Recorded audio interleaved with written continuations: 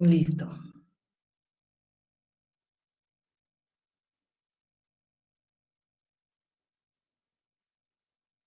Ok. Buenas tardes, jóvenes.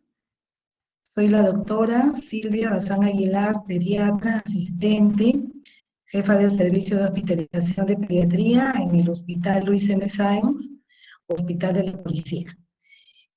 Hoy vamos a hacer la clase de insuficiencia renal aguda y crónica. Bueno, la insuficiencia renal aguda es un síndrome que se va a presentar por múltiples. Estos van a causar una injuria en el riñón, ¿no? Y se va a caracterizar por la disminución brusca del filtrado glomerular, la cual va a resultar en una incapacidad del riñón para excretar productos nitrogenados, derivados del catabolismo proteico, para mantener, y también hay una deficiencia en mantener la homeostasis de líquidos y electrolitos. En las fases iniciales se va a manifestar con elevación de la urea y la creatinina, por encima de 2 desviaciones estándar para el valor normal. El reconocimiento temprano nos va a permitir adoptar medidas nefroprotectoras, ¿no? Y una derivación oportuna a nefrología. La insuficiencia renal aguda, la insuficiencia renal crónica, hoy llamada enfermedad renal crónica, no la vamos a tratar, ¿no? Los médicos generales, no la vamos a tratar pediatras, pero sí podemos ayudar a que el cuadro no progrese, podemos ayudar a orientar a los padres qué es lo que deben de hacer y también a identificar riesgos, ¿no? Y enseñarles a los padres de estos riesgos y así evitar, pues, la progresión a una enfermedad renal crónica o ya a una enfermedad renal terminal, ¿no? Entonces, es raro que veamos un paciente con insuficiencia renal aguda en la atención primaria, ¿no? Entonces, también hasta veces que nosotros hagamos un seguimiento, tampoco lo hacemos nosotros, podemos hacer un control, pero no un seguimiento, ni siquiera nosotros los pediatras, ¿no? Lo que sí viene pacientes al alta después de haber sido hospitalizados, ¿no? Después de que ya tienen su diagnóstico, ¿no? Por ahí alguien se enferma, qué sé yo, de diarrea, un cuadro respiratorio alto, bajo, ¿no? Algún tipo de complicación, ellos van a venir a nosotros. Pueden venir a una consulta de atención primaria con ustedes o también con los pediatras, ¿no? Entonces nosotros o ustedes tienen que estar familiarizados con estas posibles complicaciones, ¿no? De acuerdo a la patología de base, y como les había dicho, más que nada orientarlos, ¿no? Si podemos ayudarlos, y si no, pues hacer la derivación correspondiente a nefrología pediátrica, porque ni siquiera el nefrólogo de adultos, los nefrólogos de adultos no manejan patologías renales en niños, ¿no? En el hospital no tenemos las hospitales no nos ayudan y tenemos que referirlos pues a otros hospitales, ¿no? La incidencia es del 1% en todos los servicios de hospitalización. Se complica más del 5% en una unidad de cuidados intensivos pediátricos y hasta un 20% en una unidad de cuidados intensivos neonatales, ¿no? En países en desarrollo, la necrosis tubular aguda es secundaria a JECA, ¿no? O a una gastroenterocolitis, o a una diarrea aguda infecciosa, como la conocemos en pediatría, ¿no? Con deshidratación, o una diarrea aguda con sepsis, ¿no? Entonces, o también enfermedades como el SHUN, que es el síndrome hemolítico urémico, ¿no? O una glomerulonefritis, ¿no? Entonces, esta necrosis tubular aguda es secundaria a esos cuadros, ¿no? En países industrializados, europeos, es común en los posoperatorios, en los trasplantes de órganos o en afecciones cardíacas, ¿ya? Más del 60% se presentan en menores de 2 años, ¿ya? Y esto es por una hipoperfusión renal. ¿Dónde hay hipoperfusión renal? En las vías prerenales, ¿ya? Entonces, hay una elevada tasa de mortalidad que es mayor en el periodo neonatal y lactantes tempranos, ¿ya? Si la etiología es exclusivamente renal, nefrológica, el pronóstico es mejor, ¿ya? Porque la mayoría de los pacientes fallecen con una lesión renal aguda, pero no por la lesión renal aguda, no sé si me dejo entender. Es decir, tenemos un paciente con una enfermedad, sea una neumonía, sea un problema eh, digestivo, ¿no? Una diarrea, hacen una sepsis y como consecuencia hacen una insuficiencia renal aguda, ¿no? Entonces fallecen con ese síndrome, más no por ese síndrome, sino por todo lo que ya lleva atrás. He querido tratar de hacer este tema lo más sencillo posible, para que ustedes me entiendan, me comprendan y sepan identificar y diferenciar, ¿ya? Tanto la IRA, insuficiencia renal aguda, o la IRC, que es la insuficiencia renal crónica, son motivo de consulta raro en la atención primaria, ¿no? Casi siempre la atención primaria lo deriva, ¿no? En general surgirá al detectar la elevación de la urea y la creatinina. Son los dos marcadores que nos van a ayudar a definir si hay una enfermedad renal, ¿ya? Entonces, no se hace de rutina este tipo de análisis, ¿no? Generalmente por ahí hay una sospecha clínica, hay algunos que no tienen ni idea, ¿no? Pero generalmente lo sospechamos cuando la madre dice, mi hijo orina muy poquito, ¿no? O mi hijo orina mucho. Entonces, ustedes también tienen que saber el índice normal de orina en un niño. Me imagino que saben cuánto orina un adulto. Entonces, tienen que saber cuánto es normal y cuánto no es normal, ¿ya? Otra cosa, algunas mamás les van a decir, mi hijo orina cargadito, ¿no? Mi hijo orina como medio, la orina es como si fuera sanguinolento, rojito, ¿no? Como la cola inglesa, vienen a veces, ¿no? Entonces, ahí sospechamos de que puede haber una hematuria que puede ser macroscópica. Si le dicen que ya orina como la cola inglesa, rojito, de un color medio marrón, entonces ya sospechamos de una hematuria macroscópica, ¿no? Ahora, la hematuria microscópica sí es un poco difícil, ¿no? Difícil de que si está ocurriendo podamos sospechar, ¿no? Por ahí hay proteinuria, ¿no? La orina sale de un aspecto diferente. Siempre la mamá le va a decir, ¿no? Esta orina es media naranja, media espesa, ¿no? Con un olor fuerte, ¿no? Entonces, son datos que nosotros tenemos que sospechar de que algo esté pasando, ¿no? Si pienso que puede ser alguna patología renal, pues no está de más hacerle un examen de urea, una creatinina, no es muy costosa, está al alcance en todos los lugares y pues no es algo invasivo, ¿no? Entonces hay que tratar de sospechar siempre. Otro signo también que nos hace sospechar es la hipertensión arterial, ¿no? Generalmente eh, no te tomamos la presión a todos los niños que vienen a la consulta, ¿no? Pero la hipertensión arterial, si bien es cierto, no es un cuadro que se presente que sea algo muy continuo, ¿no? Eh, siempre hay, ¿ya? Otro es edemas, otros son los niños muy chiquitos, ¿no? Ustedes cuando tienen niños, la mamá le dice, mi hijo no crece como los otros niños, mi hijo no gana peso como otros niños, ¿no? Entonces ahí también tenemos que ver nuestras curvas, todos ustedes han hecho su clase de crecimiento y desarrollo, ¿no? Entonces tienen que ver sus curvas.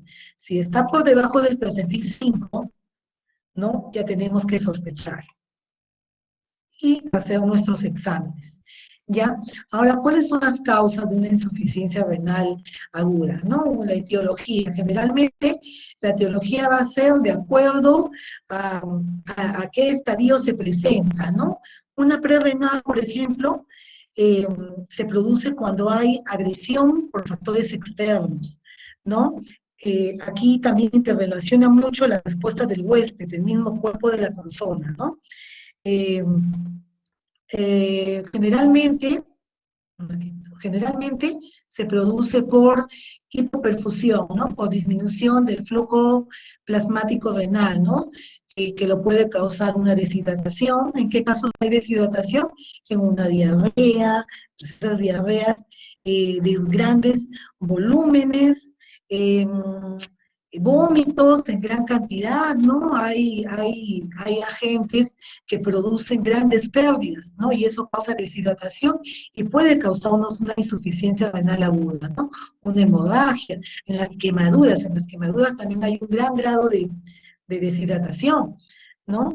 Líquidos al tercer espacio, en los edemas, o cuando hay una hipoalbuminemia, ¿no? Generalmente, cualquier etiología que cause hipoperfusión, ¿no? Entonces, hay una reducción moderada del filtrado glomerular, ¿no? Otras causas también, pues, ¿no? Cuando el flujo plasmático sin hipovolemia, como una hipoxemia, en una insuficiencia cardíaca, en un shock séptico, ¿no? Alteraciones vasculares, pero generalmente las más relacionadas son los cuadros de hipoperfusión, ¿no? Donde hay disminución del filtrado. Se resuelve la causa y también se resuelve la insuficiencia, ¿no? O sea, puede ser reversible. En lo que son lesiones renales, o sea, cuando ya hay una lesión en el parénquima renal, ¿no?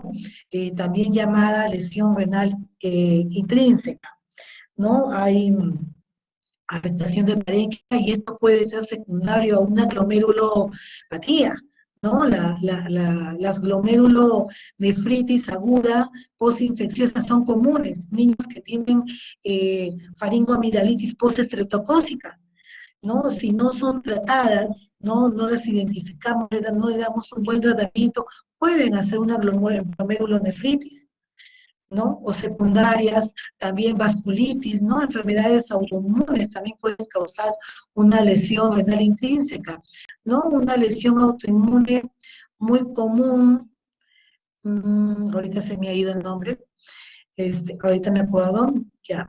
Otro que son las malformaciones renales, que ya vienen del nacimiento con estos niños, ¿no? Las agenesias birrenales, la hipoplasia bilateral, la displasia, ¿no? Las enfermedades poliquísticas en el riñón son descritas también, no son muy frecuentes, pero hay casos, y esos también producen una, una lesión renal, ¿ya? Y las posrenales, bueno, el porcentaje más alto son las litiasis, ¿no? Las litiasis son más frecuentes en adultos, menos frecuentes en niños, pero también hay, ¿no? Y son ellas las que producen aquí, pues, las lesiones obstructivas, ¿no? Lesiones congénitas o malformaciones que ya han venido con estos niños, una estenosis de uretra, un ureterocere, ¿no? Estenosis piero ureteral bilateral, megaureter, una vejiga neurogénica. Todas las vejigas neurogénicas van a ser una insuficiencia renal, ya aguda, y va para la crónica, porque una vejiga neurogénica, pues el niño no tiene control de esa vejiga, ¿no? La vejiga está toda dilatada, ¿no? Si orina es porque ya hay rebasamiento, ¿no? Estos niños generalmente tienen que colocarles una sonda porque no sienten, ¿no? Pero ellos ya nacieron así. Prepucio imperforado, esto es algo que se puede prevenir y que también no se diagnostica, ¿no?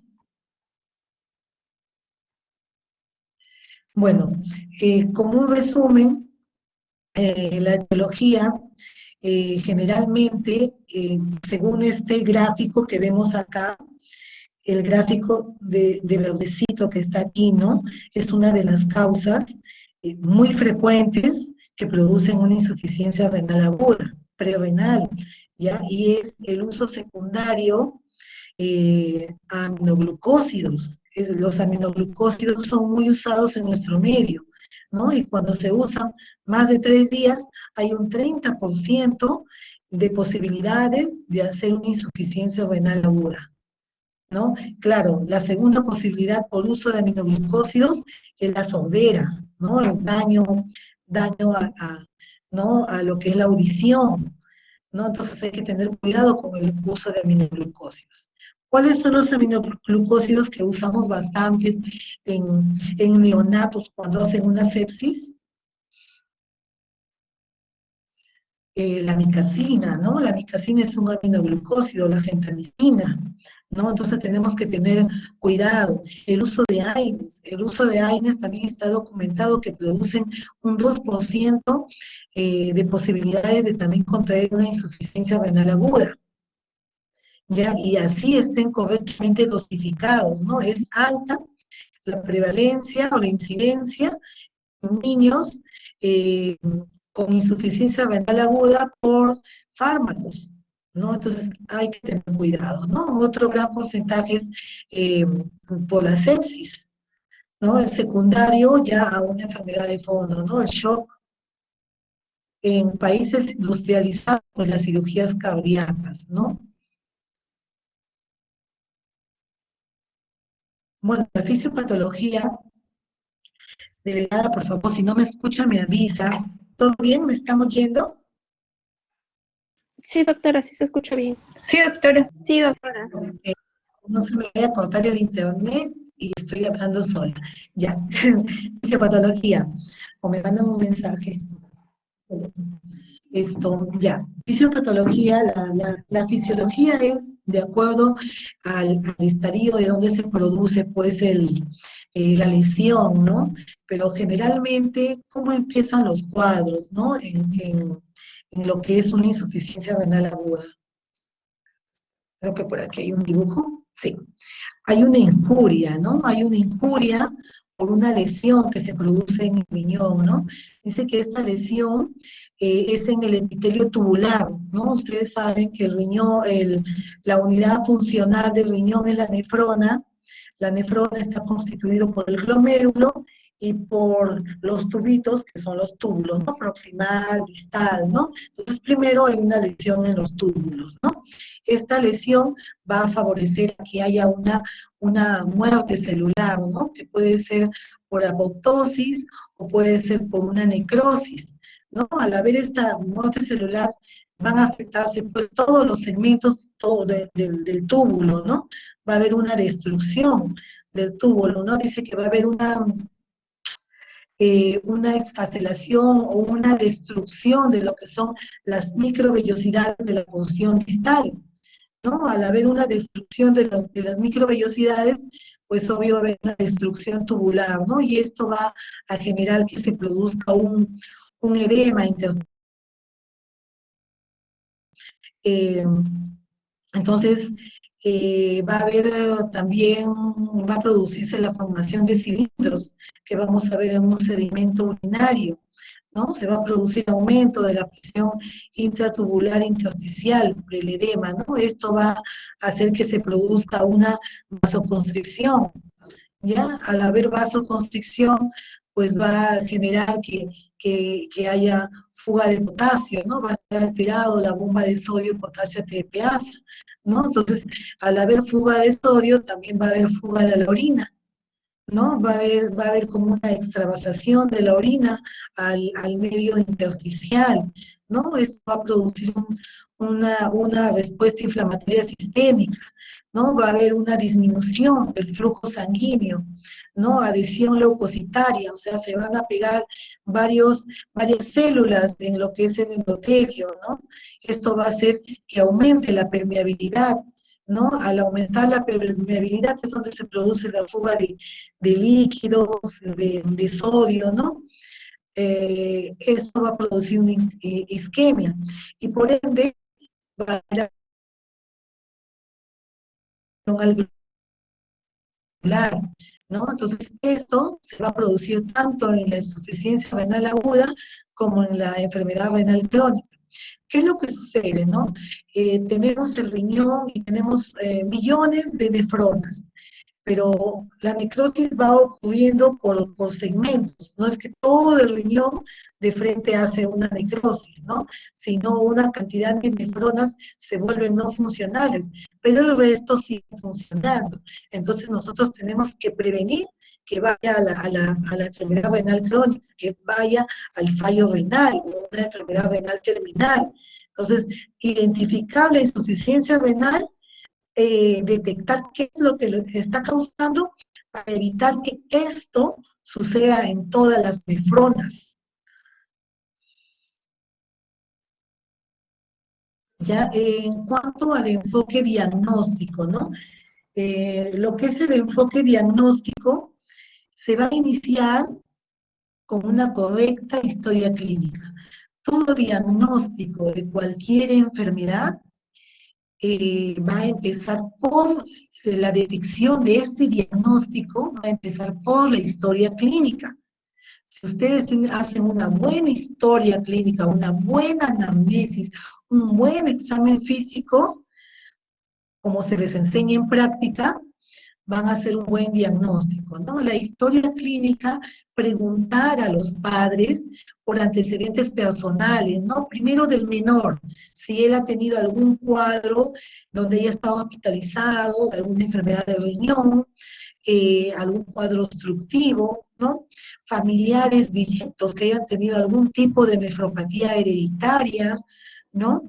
Preguntar al niño, orina bien, come bien, preguntar al niño si está creciendo bien, pídanle su carnet de crecimiento y desarrollo, vean las curvas de crecimiento en ese menor, ¿no? Si está el percentil 50 o sobre el percentil 10, podemos decir que hay un grado de normalidad, ¿no?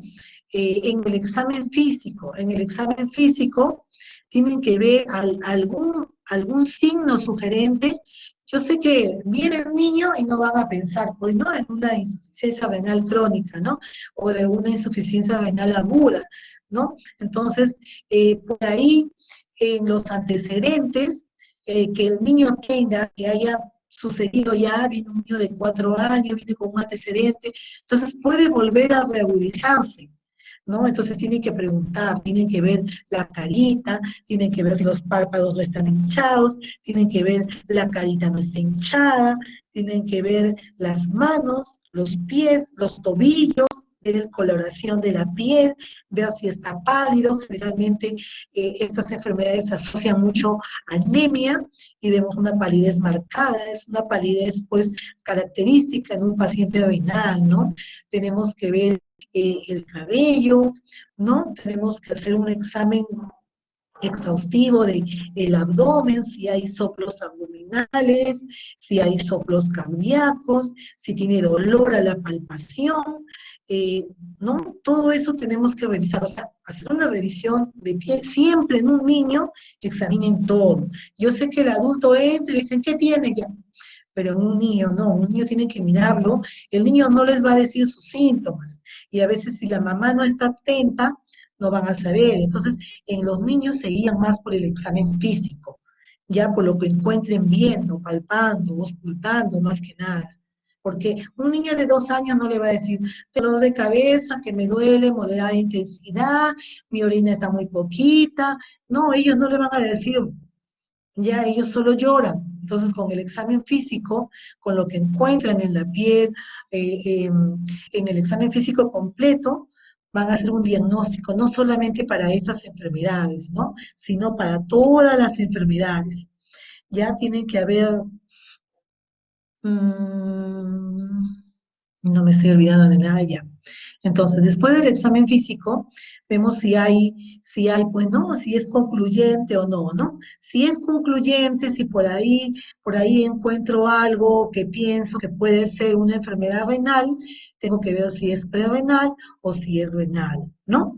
Si es, en todo caso, si yo estuviera sospechando de una enfermedad renal aguda o una enfermedad reagudizada, ¿no? Entonces ellos van a ser derivados, porque no los podemos manejar en cualquier establecimiento de salud. Ellos tienen que ser manejados por nefrología pediátrica, ¿ya? Entonces se van a derivar, ¿ya? Y si fueran no concluyentes, si vemos que no nos ayuda mucho el examen físico, porque muchas veces puede ser que no encontremos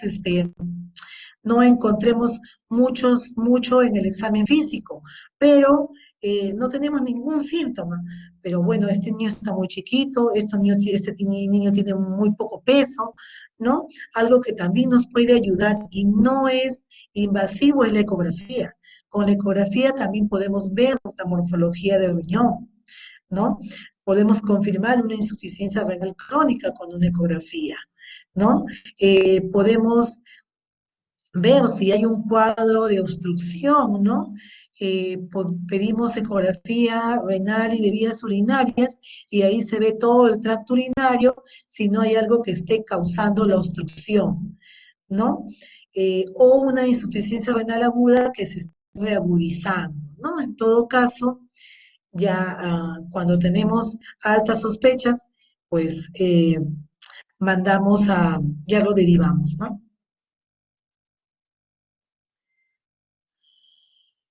Ya, lo que es diagnóstico, ¿no? Antes del diagnóstico, primero tenemos que hacer la clasificación del daño renal agudo, ¿no? ¿Cómo hacemos la clasificación? Antiguamente se utilizaba, esta es mi fletita, se utilizaba la clasificación Rifle en el 2004, ¿no? Donde R era riesgo, I era lesión, fracaso, eh, la L era pérdida, ¿no? Y utilizaba mucho una creatinina basal, ¿no? En todas se utilizaba la creatinina basal, pero esto no se puede aplicar a un niño, porque los niños no tienen la misma creatinina del adulto. Entonces se modificó, ¿no? En el 2007 se utilizó el rifle pediátrico, ¿no? Donde ya utilizaba aumento de 0,3, ¿no? O lo multiplicaba por 2 a 3, ¿no? Al valor normal de lo que era la creatinina en niños, ¿no? Entonces, actualmente en el 2012 se hizo una nueva clasificación, que es la más usada por todos, ¿no? Que es la clasificación DIGO y el rifle pediátrico, ¿no? Donde habla de la creatinina sérica junto con lo que es la cuantificación del flujo de orina, ¿ya? Con estos dos parámetros se clasifican estadios, ¿no? Estadio 1, 2 y 3, ¿no? Riesgo, injuria y fallo, ¿no? Entonces, en el estadio 1, 2 y 3 es que se hace en qué grado de insuficiencia está, ¿no? Cuando aquí miden la orina de 6 a 12 horas, aquí miden la orina en 12 horas, aquí miden la orina en 24 horas, ¿no? Menos de 0,3 mililitros por kilo por hora, en 24 horas ya se puede clasificar como una eh, oliguria, ¿no?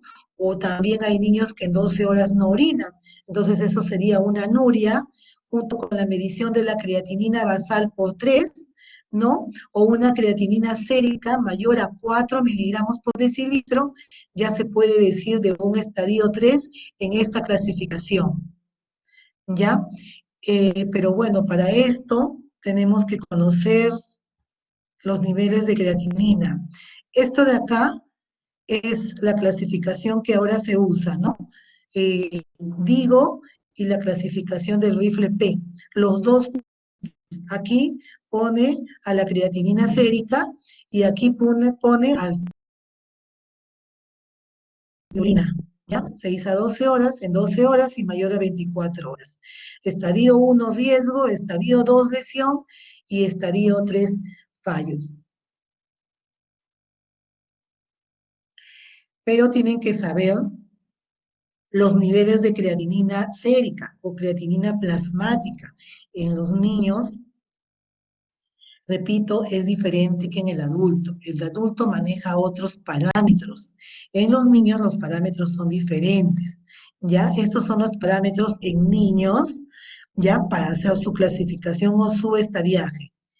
Y esto de aquí es el parámetro de clearance de creatinina o filtración glomerular. Estos son los rangos normales. De acá se van a guiar para sacar en qué estadio está la insuficiencia renal de nuestro paciente. Bueno, los exámenes de laboratorio, se piden muchos exámenes de laboratorio, ¿no? Cuando ya el paciente está hospitalizado, porque si nosotros diagnosticamos una insuficiencia renal aguda, lógico que este paciente va a ser manejado pues en hospitalización, ¿no? Entonces tenemos que pedir los exámenes como son la urea, la creatinina, la cistatina, el ácido úrico, el calcio, el fósforo. Tenemos que medir la osmolaridad de la orina, tanto en orina como en sangre, ¿no? Nitrógeno ureico, ¿no? Tenemos que pedir un perfil de coagulación, más que nada para ver las plaquetas, ¿no? Hay enfermedades que cursan con trombocitopenia, entonces puede producirse una hemorragia, ¿no? Para eso se pide el perfil de coagulación, un hemograma para ver cómo está la hemorragia. ¿Hay o no hay leucocitosis o leucopenia, o si hay algún tipo de desviación a la izquierda, ¿no? El sedimento urinario es un examen que lo vamos a encontrar fácilmente en todos lados y nos va a ayudar bastante. Eso se puede pedir hasta en un centro de salud, pues en cualquier lugar, ¿no? Un seminario donde nosotros vamos a cuantificar aquí, por ejemplo, si hay segmentos como los cilindros, ¿no? Como que si pudiera haber una hematuria, ¿no? Microscópica, las hematurias que no se ven, que no vienen en las orinas, pues de un color, ¿no? Donde se vea una hematuria macroscópica, sí lo vamos a ver acá. Se supone que en un examen de orina simple, que debe de costar 6 soles, no vamos a encontrar hematíes, ¿no? En cambio, cuando ya hay una lesión renal, sea por una glomerulonefritis o cualquier eh, eh, germen que podría estar causando, los hematíes van a estar en cero. Pero si ya encontramos hematíes más de 3, 6 hematíes, 7 hematíes, 8, 10 hematíes, ya estamos hablando de una hematuria microscópica. Entonces, tenemos que hacer el estudio, ¿no? Ustedes pueden pedir a cualquier niño un examen de orina y encontrar una hematuria microscópica. Es bastante frecuente. Los estudios inmunológicos, porque a veces están asociados a enfermedades autoinmunes, como el lupus. El lupus es el diagnóstico que me había olvidado hace un momento, que también está bastante relacionado a lo que es una insuficiencia renal aguda. ¿Ya? Por eso es que se pide, eso ya es en hospitales de mayor complejidad, el complemento 3, 4, los anticuerpos antinucleares, anticuerpos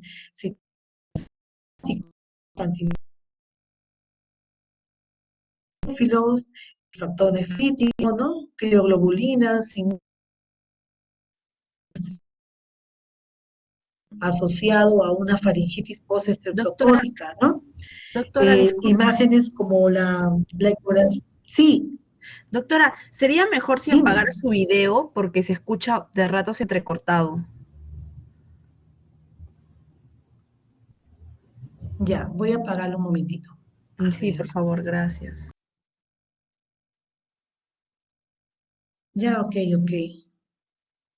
Sí, se corta, aparece el... Es que cuando se pone el video es Ya como está. que se pone más lento todo. Ok, ok, muy bien.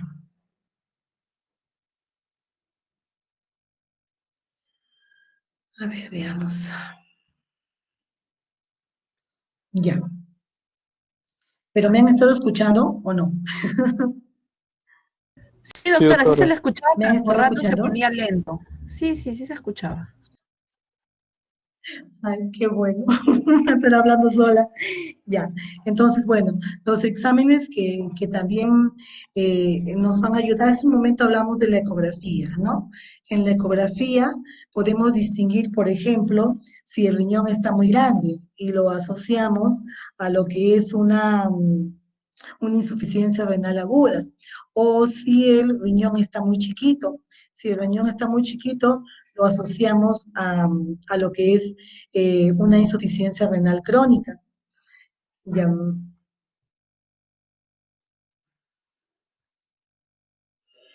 una radiografía también, ¿no? En la radiografía podemos ver si hay algún tipo de algo que esté obstruyendo las vías urinarias. Por ejemplo, hay cálculos que no se ven por la ecografía, ¿no?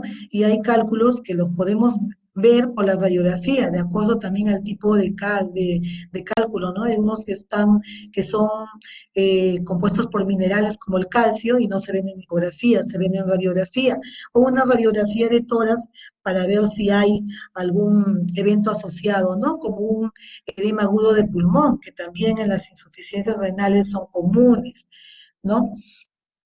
Eh, una tomografía intravenosa o una tomografía axial computarizada, eso está contraindicado. ¿Por qué está contraindicado? ¿No? Porque se utiliza sustancia de contraste, ¿no? Y al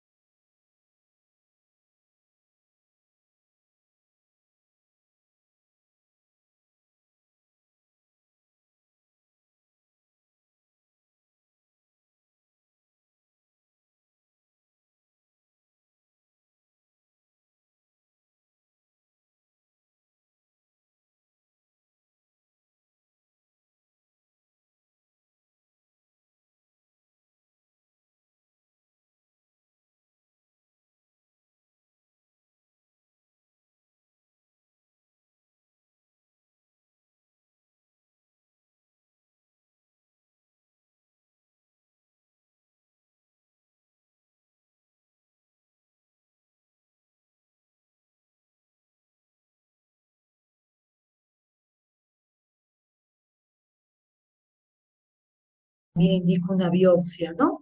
Si no hay una recuperación en el tiempo que yo estimo que debe de haber, o la posibilidad de que esté evolucionando a una enfermedad renal crónica, ¿no? De Doctora, una causa no pues no relacionada. Sí, se le ha cortado dígame. el audio por Doctora, unos momentos. No, por un momento, doctora, se perdió la conexión, entonces no hemos Ya, podido escuchar lo que usted estaba diciendo hace aproximadamente un minuto, desde que habló de la sustancia de contraste. pero está leyendo ahí, sí, ¿no? Sí pueden ver la Sí, diapositiva, sí, ¿no? sí podemos ver. Lo que sí, pasa es que se perdió la conexión y cuando se pierde la conexión se va el audio y también Ya, la menos mal pantalla. revisó. Lo que pasa es que yo no puedo ver porque lo he puesto compartir directo, ¿no? No lo he puesto Sí, como compartiendo archivos, ¿no? Sino directo. Por eso es que no puedo ver si se va o no la conexión, ¿no? no se preocupe, doctora, Bueno, nosotros le vamos a a ver, comunicar. en resumen, todos tenemos acceso a una ecografía, ¿no? Ya, ok, perfecto. Ya, entonces todos tenemos acceso a una ecografía, ¿no? Una ecografía nos va a ayudar bastante en las iras obstructivas, ¿no? También cuando hay una hidronefrosis también fácilmente lo vamos a ver con una ecografía, una displasia, una genesia, una poliquistosis, ¿no? Los riñones pequeños que les había dicho asociados a IRC, los riñones eh, grandes, ¿no? Cuando hay una aguda, ¿no? Todo eso. Y hay ecografías que son las Doppler, que tienen pues mayor función todavía, donde se ve el flujo renal, donde se ve las resistencias vasculares, ¿no? Y bueno, a ver, todos tenemos acceso a una ecografía, ¿no? A un sedimento urinario, ¿no? A un examen, a una bioquímica, ¿no? A una bioquímica donde podamos ver principalmente la urea y la creatinina, ¿no? Y eso nos va a ayudar bastante con lo que tengamos hasta que nosotros podamos referir a nuestro paciente, ¿no? Este cuadrito muestra el índice de fracaso renal agudo, ¿no? ¿Qué parámetros más o menos nos pueden ayudar a establecer un fracaso renal agudo, ¿no? ¿Cuándo podemos sospechar, ¿no? De que un paciente, por ejemplo, está evolucionando, ¿no? Con estos índices, ¿no? Por ejemplo, la osmolaridad urinaria. La osmolaridad urinaria en niños grandes, que son los que mayormente van, ¿no? Nosotros no vamos a ver neonatos, ¿no? En niños grandes, con una osmolaridad urinaria, podemos diagnosticar o ver si se trata de una ira prerrenal o una ira renal, ¿no? Si la osmolaridad está mayor de 500 o menor de 300.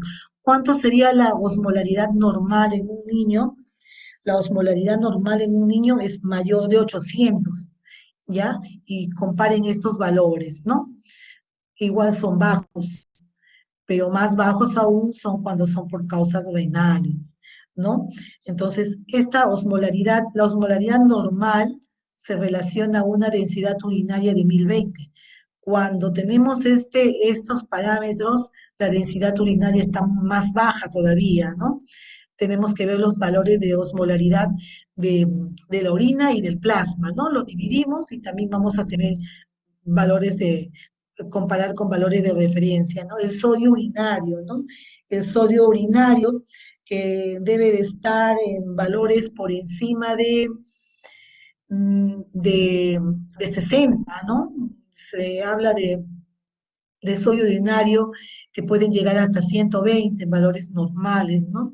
Veo la creatinina en orina y la creatinina en plasma, ¿no? La urea, el nivel de urea, el nivel de excreción de sodio, ¿no? El porcentaje, ¿no? Estos parámetros vamos a ver la evolución de nuestras iras, ¿no? Cómo está evolucionando, ¿no? De una renal, porque la renal, si no revertimos el cuadro, si no lo diferimos, ¿no? O hacemos los primeros, ¿cómo les puedo decir? El primer soporte va a evolucionar a una ira renal y no queremos que evolucione, ¿no? La disminución de la diuresis también va a ser un factor que va a ayudar, ¿no? Lo más frecuente, y esto se va a clasificar en oligúrica o poliúrica, ¿no? La oligúrica o anúrica. La anúrica es cuando ya no orinan y la oligúrica es cuando disminuye el flujo urinario, ¿no? Menor a 0,8 milímetros por kilo por hora en niños mayores de un año, ya, o 500 mililitros por día, ¿no? ¿Cuánto orina normalmente un niño en 24 horas? ¿Cuánto es la orina normal en un niño de 24 horas? Se habla, pues, ¿no? De valores de orina de 1 a 3 mililitros por kilo por hora, ¿no? 1 a 3 mililitros por kilo por hora. ¿Y eso cuánto va a ser? ¿Cuánto va a ser en valores así a 24 horas? ¿Cuánto más o menos va a ser? ¿Alguien por ahí?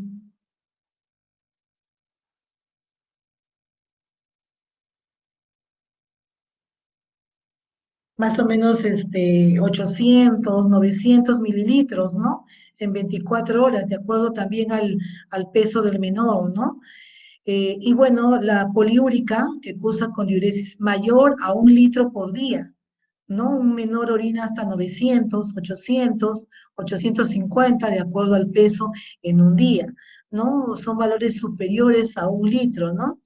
Hay que lo relacionan con 1/3 de los fracasos renales.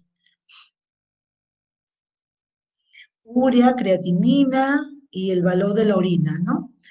Estos son acá están los valores de orina normal, ¿no? En un recién nacido, en un lactante y en un niño mayor. Nosotros vemos niños mayores, ¿no? Entonces, ellos orinan, mientras más años tienen, pues más orinan. De 8 a 19 años ya encontramos una medición de 1500 cc, ¿no? En niños pequeños, que generalmente son los que vemos, ¿no? Tenemos hasta 750 cc, ¿no? 7 años, 1 litro, ¿no? Tenemos que conocer los valores normales para saber qué no es normal, ¿no? Menos de 500 cc en un niño ya grandecito, mayor de 2 años, es una oliguria, ¿no?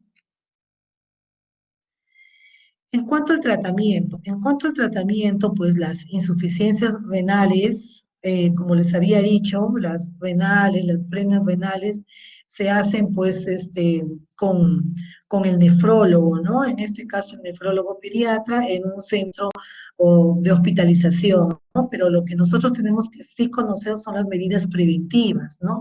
Y debido a la mortalidad asociada, ¿no? A la ira, es importante que en la atención primaria identifiquemos los pacientes de riesgo, ¿no? ¿Cuáles son los pacientes de riesgo? Aquellos que han nacido con malformaciones urinarias, que tienen antecedentes, ¿no? De enfermedades como la HTA, por ejemplo, ¿no? Hay estrategias también como evitar fármacos nefrotóxicos, ¿no? En este tipo de niños o en cualquier niño sano, ¿no? Los medicamentos como la ampicilina, la gentamicina, la micacina son nefrotóxicos y ototóxicos. Ya hay que tratar, si lo tenemos que dar en dosis única, ¿no? Y siempre evitar los valores valle, como le dicen, ¿no? La anfotericina B, bastante usada por los dermatólogos para las micosis, ¿no? Tratar de usarlo en formulaciones lipídicas o tratar de utilizar otro tipo de medicamentos para los hongos, porque hay varios que no sean anfotericina, ¿no? El seguimiento clínico, ¿no? Tenemos que vigilar la hidratación, vigilar la diuresis, el peso diario es importante, los niveles de creatinina, evitar el ayuno, ¿no?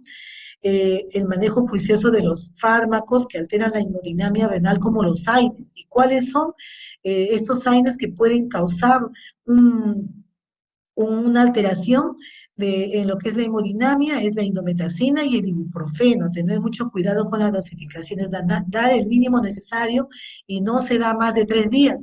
En pediatría siempre preguntaba en interna, ¿no?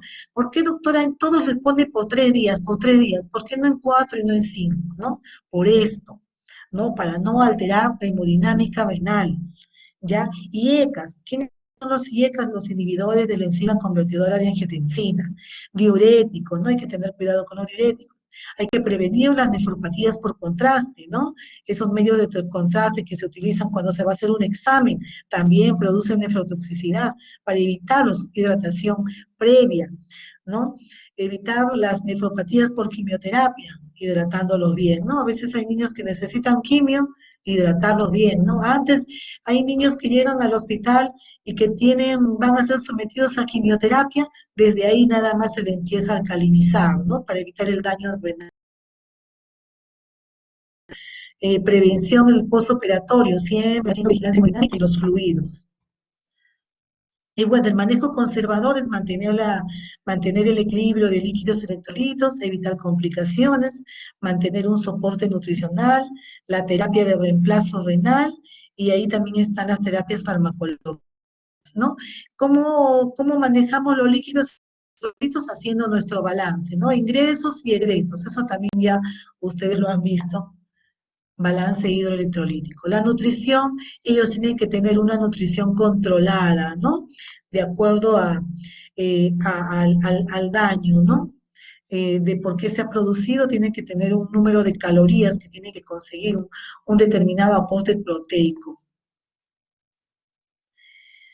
El tratamiento de complicaciones, ¿no? Si hacen hipertensión arterial, que generalmente es por aumento, pues, ¿no? De líquidos, se utiliza la furosemida y con eso se controla la hipertensión. Acidosis metabólica, viendo el equilibrio ácido-base, ahí se usa bicarbonato oral, ¿no? La hiperpotasemia, ¿no? Tenemos que tener cuidado con el aporte del potasio, ¿no? Disminuir la ingesta de potasio. Utilizan también el salbutamol inhalado para eso, ¿no? O el gluconato cálcico, que se toma por vía oral. La hiponatremia, ¿no? Tratamiento de la hiponatremia. Mucho se vigila acá el metabolismo del calcio y del fósforo, ¿no? Tienen que ver cómo están los aportes, ¿no? En cuanto a lo que es diálisis, En cuanto a lo que es diálisis, en quienes están indicadas las terapias de diálisis o de reemplazo, ¿no? En pacientes que hacen una oliguria o anuria menor de 200 mililitros, ya están para reemplazo, para tratamiento de diálisis. Cuando hay una acidosis metabólica con un pH menor a 7.1, cuando hay hiperazoemia, cuando hay hipercalcemia, cuando hay hiponatremia, miren, sodio menor de 115, ¿no? O cuando hay una hipernatremia, el sodio mayor a 160, cuando hay hipertermia, cuando hay edemas generalizados, ¿no? Cuando hay un síndrome de disfunción orgánica múltiple, ¿no? Entonces, esta es la clasificación de acá, esto es del 2016, que son los criterios para diálisis, ¿no? Si existe uno de los síntomas, hay que pensarlo todavía, ¿no? Hacer mayor estudio o esperar. Pero si ya tenemos 2 de estos puntos, va a diálisis. Si tenemos 3 de estos criterios, es de urgencia la diálisis, ¿ya? La diálisis, pues hay la diálisis, la hemodiálisis, las terapias lentas pero continuas, ¿no? Cada profesional decide cuál maneja mejor, ¿no? Y con qué instrumentos cuenta para hacer esto, ¿no? Más fácil es la peritoneal, no necesitas las máquinas de reperfusión, ¿no? Pero eso depende de la habilidad profesional que lo realiza. Bueno, eso fue con respecto a insuficiencia renal aguda, ¿no? De insuficiencia renal aguda, acuérdense del volumen de orina, de la urea, de la creatinina, de los signos y los síntomas, recuerden eso, ¿ya? Insuficiencia renal crónica. La insuficiencia renal crónica, ¿todo bien? ¿Adriana? ¿Todo bien? Sí, doctora. Hola. Sí, doctora. Ay, no me contesta, por favor, dígame sí, la estoy escuchando. Ya, ok, Doctora, sí. ok, pienso que estoy hablando sola. Vamos, Sí, doctora. insuficiencia renal crónica. Ya, ok, aquí, muy bien, muy bien. Estas son pocas diapositivas y ya terminamos. Como le digo, he tratado de hacerlo más sin una síntesis, pero que me entiendan, ¿no? En la enfermedad renal crónica es el daño renal por más de 3 meses, de 3 o más meses, caracterizados por cambios ya en la estructura y en la función del riñón. Puede haber o no haber disminución de la filtración glomerular, como lo hay en la aguda, que todos usan con disminución de la filtración. Acá puede que sí, puede que no. La enfermedad renal crónica afecta entre 6 y 12% de la población mundial. Su prevalencia aumenta cada año entre 4 y el 5%. La enfermedad puede progresar del grado 1 al 5 y se considera una insuficiencia renal crónica a partir del grado 3.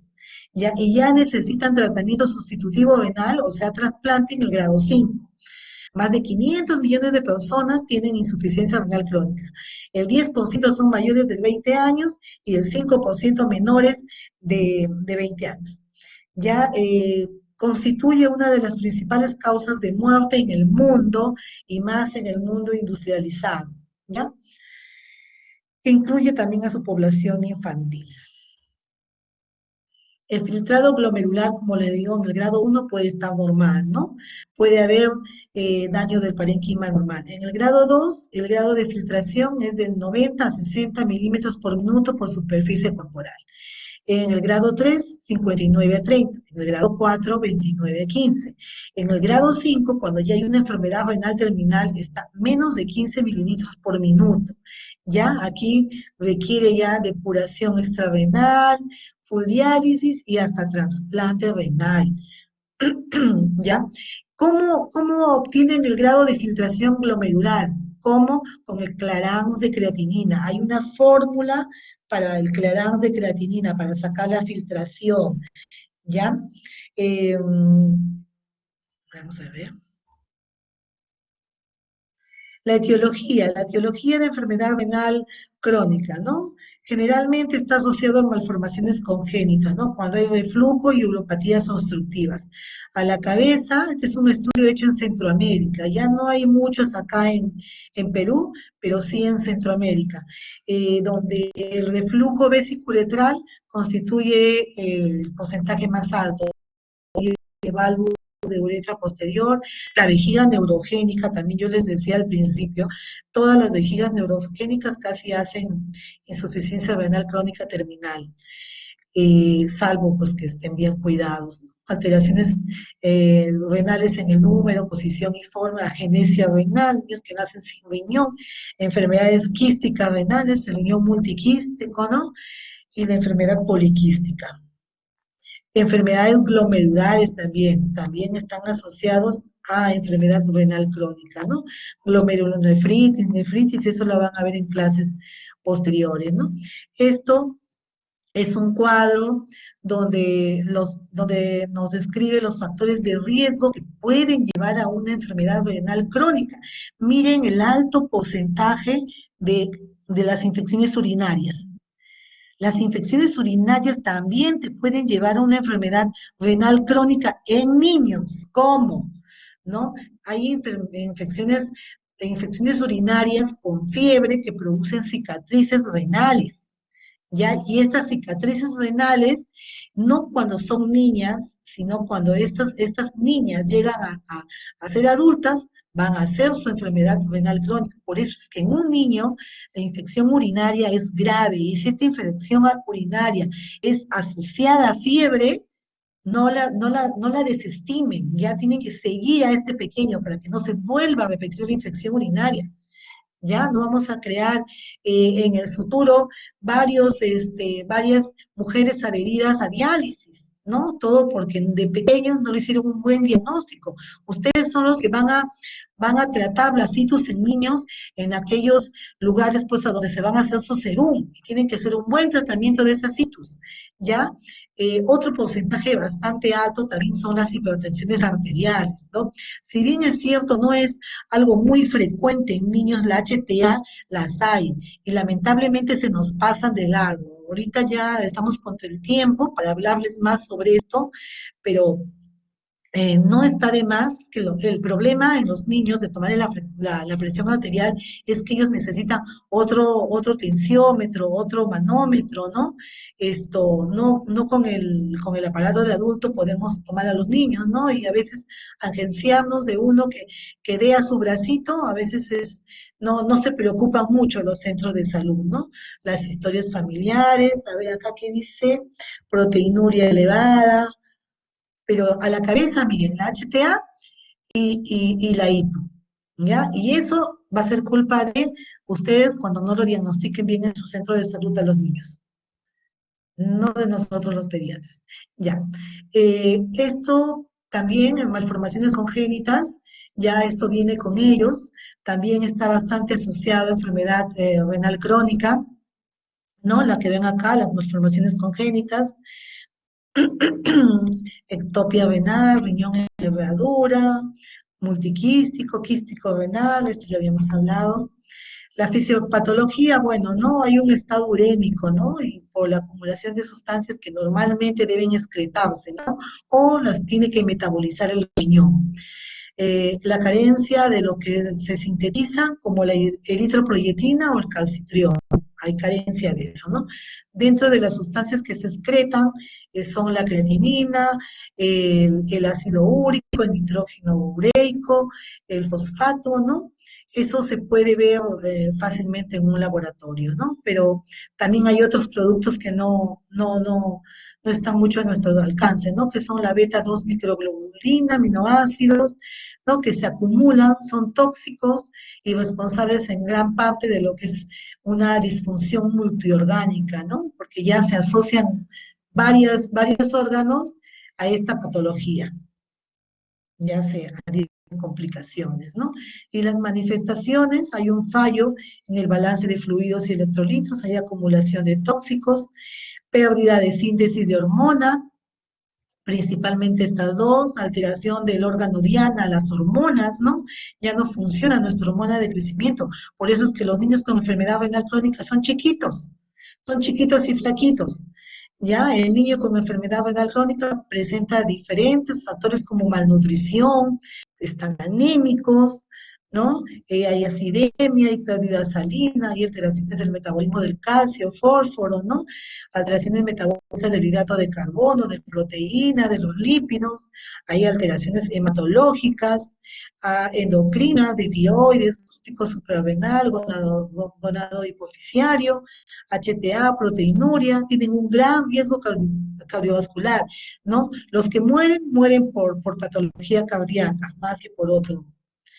Y el tratamiento, pues, es conseguir una tasa normal de formación y remodelado óseo, evitar las complicaciones vasculares que de esos que fallecen. El tratamiento debe estar enfocado al control del calcio, fósforo, ¿no? Vitamina D, la paratormona, todo eso se tiene que vigilar, ¿no? Controlar, muy importante, la presión arterial en el consultorio desde la niñez. Inducir a cambios de estilos de vida. Mira, nosotros los diagnósticos que hemos hecho de insuficiencia renal no han sido porque controlamos al niño, sino han sido casuales, diagnósticos casuales, ¿no? Cuando entran por otra cosa y los ponemos en observación en un ambiente donde están conectados a un monitor y ahí, oh sorpresa, hipertensión arterial, ¿no? Entonces, deberemos de ser más conscientes en ese sentido, ¿no? Indicar cambios dietéticos, evitar el sedentarismo, preconizar la actividad física, el monorreno, que es el que tiene un solo riñón, ¿no? Debe tener un control con nefrólogo y seguimiento a largo plazo, ¿no? Es fundamental el seguimiento por el especialista, por el nefrólogo, por ahí por el pediatra, ¿no? Los que tienen enfermedad renal crónica, ¿no? Para implementar mejores estrategias de renoprotección que permitan no solamente enlentecer la progresión de la enfermedad, sino obtener en cada uno de ellos una mejor calidad de vida. Estos niños sufren mucho, ya sufren mucho porque los tratamientos a los que están sometidos son tratamientos dolorosos, ¿no? La edad no condiciona la enfermedad crónica, ¿no? Pero puede estar presente en pacientes asintomáticos, ¿no? Que tienen manifestaciones clínicas iniciales en niños. O sea, una enfermedad que empezó en niños y cuando son adultos ya hacen la enfermedad renal crónica, ¿no? Se consideran las malformaciones congénitas renales y de vías urinarias la etiología fundamental, las ITUS en la niñez, ¿ya? Liderada por el reflujo, tampoco algunos no se dan cuenta que tienen reflujo, por ahí hay niños que se orinan, no es que se estén orinando, sino que están rebosando, ¿no? Y tienen reflujo. Muchas de ellas con diagnóstico posterior al nacimiento, el antecedente familiar también es muy importante, ¿no? La susceptibilidad genética es alta, la carga genética, ¿no?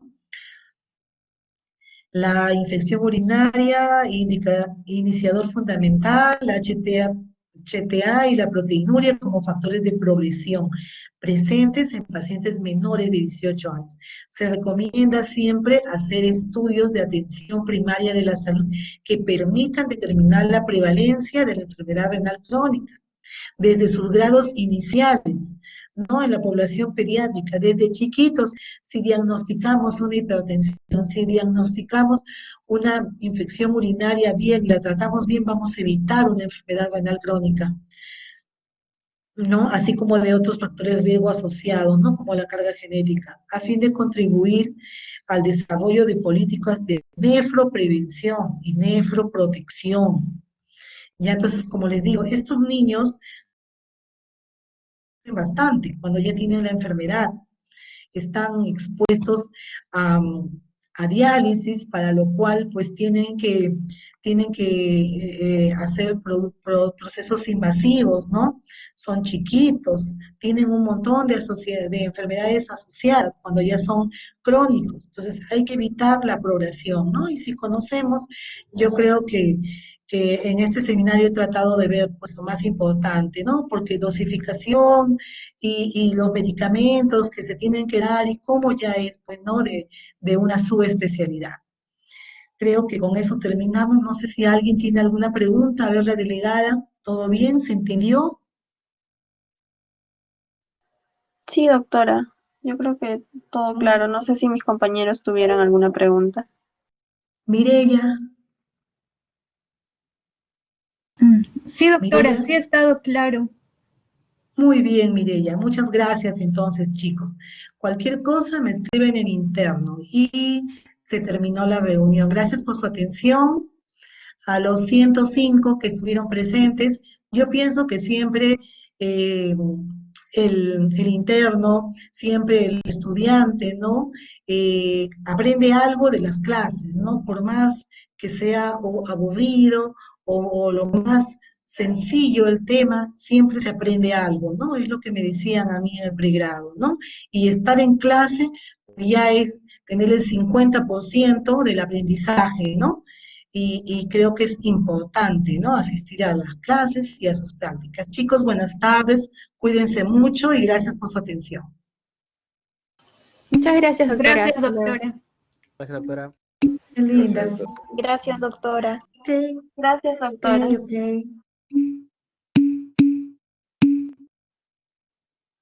Cuántas gracias, qué lindos. Chao.